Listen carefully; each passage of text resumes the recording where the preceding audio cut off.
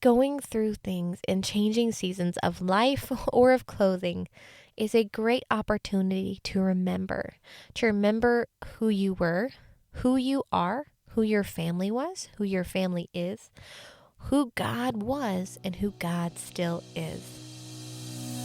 Do you miss having time for Jesus and yourself, but you're drowning in the responsibilities of motherhood? If so, you're in the right place.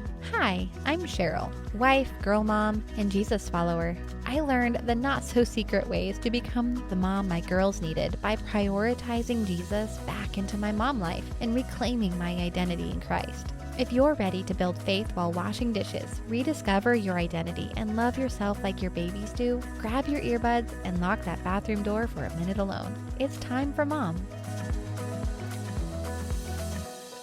We live in a place with 4 seasons, and sometimes it seems like it can't make up its mind.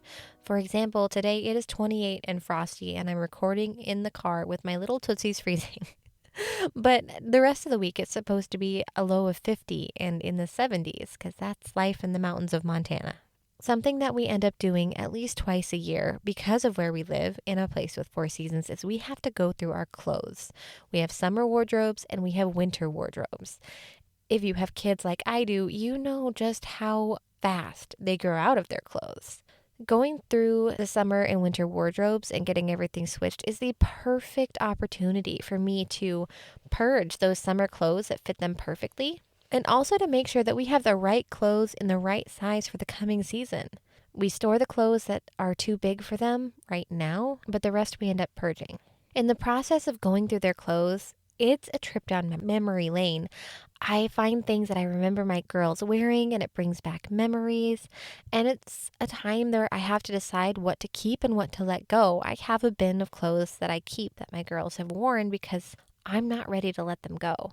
But it's also a process of discovery and excitement because while they are super sad about their favorite clothes being sent to a younger friend, they are also very excited about all the new clothes that they forgot about. Because we get hand-me-downs and we go through them and they get super excited about all the pretties and the sparkles and the dresses and the skirts and all the things. And they get super excited even though they're sad that they have to let go of the summer things. In this process, there's also a revealing of things that we need to get because there's needs that we're going to have in the winter that just aren't met. We need snowsuits. We need heavy winter coats. We need winter socks. We need snow boots. They are an absolute must. But sometimes when I go through my stash of clothes that I set aside for the next season, it falls short. There is a need, and we have a very short amount of time to fix it. For me, there's a bit of grief every winter and every summer because of going through things, letting things go, and realizing just how much my baby girls are not babies. They're getting so big. If you've been there, you've been there. You know what I'm talking about. There are seasons in life, and we unfortunately have to change with it. If you've been here any amount of time, you know I'm not a great friend of change, but change comes regardless. Going through a change in season allows you to walk through memories, to remember. Remembering is so important. If you don't believe me, just read the Bible. It's everywhere. God commanding people to remember. That is the whole point of the Ebenezer stones, was so when the Jews saw them, they would remember. The altars, the wells, those were all points of remembering. And in the case of going through our stuff, I get to remember my girls. I remember who they were, and I get to admire who they're becoming and their blossoming personalities and their giant brains. I am just not ready to let go of some of the little clothes and shoes because to me they are memories of times when they were small, when they were more cuddly and dependent on me. And it's okay to grieve and to keep those things that are important to you. And it's also okay to let them go because those feelings will fade as you get older. Going through things and changing seasons of life or of clothing is a great opportunity to remember who you were, who you are, who your family was, who your family is, who God was, and who God still is. With a change in season, there also is a change in you because our tastes change. I know for me personally, my size tends to change, but that's me. So I get to update a few looks because I have things that fit or don't fit whenever I change my wardrobe. And with my kids, they have started to get very strong opinions over what they wear, and it almost never matches mine. It is both a joy and a cringe to see this happening because those outfits are wild. My daughter had on a dark purple, really pretty dress and muck boots on yesterday. That's life with a girl right there. But as a result, there are a lot of things that my kids end up not wearing because it just doesn't match their style and taste. And it is okay as long as it doesn't affect their health. If they're wanting to run around outside at 28 degrees like it is right now, they have to wear a coat no matter how ugly, how much it doesn't match their style. They have to wear it because they need to stay healthy. It's okay to let them have opinions on what they wear as long as it doesn't harm them, like not wearing adequate clothing or running around in bare feet in the snow. In seasons of life, our experiences will have shaped us. And when we look back, we're going to find that there's things that we really need to let go. This could be a belief that we now know is a false belief. This could be an area where we realize that, okay, that's not that important. Let's let it go. Let's forgive. Let's forget.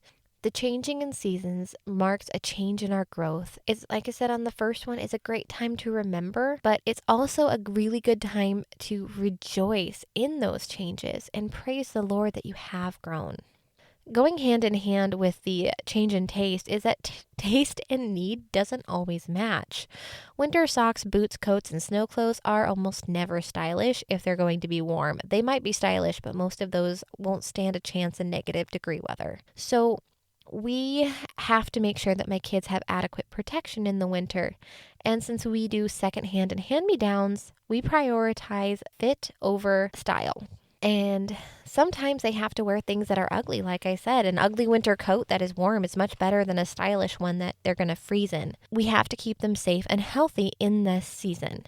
There is another battle in the spring when all the heavy, ugly clothes that they initially hated gets put away because all of a sudden they're very fond of that canvas jacket.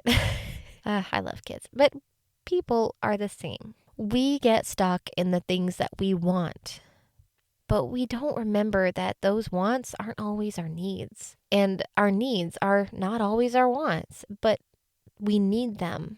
And God is very good at making sure that we have what we need, even if we are kicking and screaming a little bit. God has our ultimate good in mind. And sometimes we have to let go of our preferences so that we can grow beyond what we are into what He has for us. It is very important to let things go when their season is done. This one is hard. We have bins of clothes. Some are too big, and most of them are in between my two girls' sizes because they're 3 years apart. It is a relief every time I get to empty one out and pass things along. How on earth do kids get so many clothes? We don't buy clothes. Not unless we absolutely have to. But they magically appear like dust bunnies under my cabinets, like crumbs in the car seat. They're everywhere. And when we clean things out when the season is done and we let go of things that are worn and damaged and too small, it is a relief to declutter our lives, to simplify. And it's really important to let things go when their season is done. Like if you're in a super stressful season and you just feel like you're waging war every time, but then that season ends, it's okay to stop waging war and to just breathe for a second. And I know when I say waging war, I'm referring to in a spiritual sense because those battles in our life, they're real. Change is hard. There is a process to go through as your life seasons change, and it's important to try and be objective about some things, but it's also 100% okay to grieve things or to need to keep things. I have a box of items from my grandma that she gave to me after she passed, and I still can't bring myself to go through them. I'm not going to get rid of them, but I'm just not ready to go through them. But if things aren't bringing you peace and it's creating chaotic and frustrating space, try to let things go. This could be physical, but this could also not be physical. My kids get paralyzed if we have too many toys accumulate. What they once found joy in is now a source of frustration and overwhelm.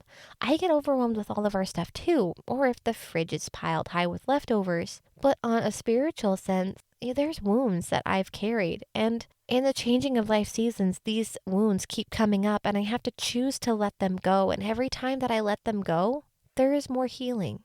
Those wounds don't go as deep because God is faithful to heal us. You know you, and you know your family. Let some things go. Keep the memories, the items that are important, that newborn cap, the outfit your child wore over and over again, or that random rock your relative gave you because the rock brings back good memories of that relative. It's okay to keep things. But a peaceful space in the home is so underrated. We can't think or function in a lot of clutter. In a physical or a mental sense, we just can't. We're not designed like that. I have a drawer that makes me go ugh every time I look into it. But when I stop and organize it, which only takes maybe 30 minutes, that feeling goes away and I suddenly have peace every time I look at it instead of horror. You get to control your environment. You don't have to let your environment control you. God is faithful. God is faithful, and He often provides us with our needs before they're even needs. And I have to keep this in mind as a natural hoarder. My husband jokes that I have cushions on my cushion's cushion. God cares for the sparrow and the ant. How much more does He care for us, His children?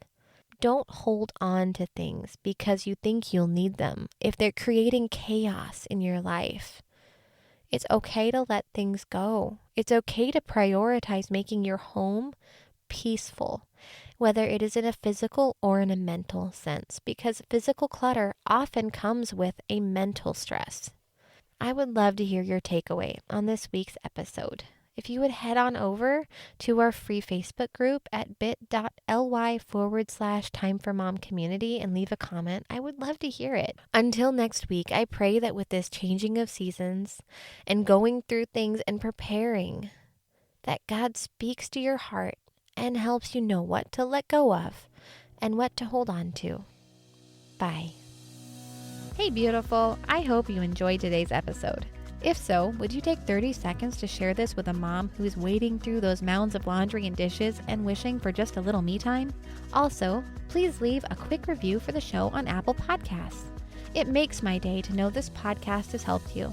Well, it's time for me to wash more dishes and cook more food. I'll meet you next Wednesday for another episode. Until then, may the God of grace fill you with His peace.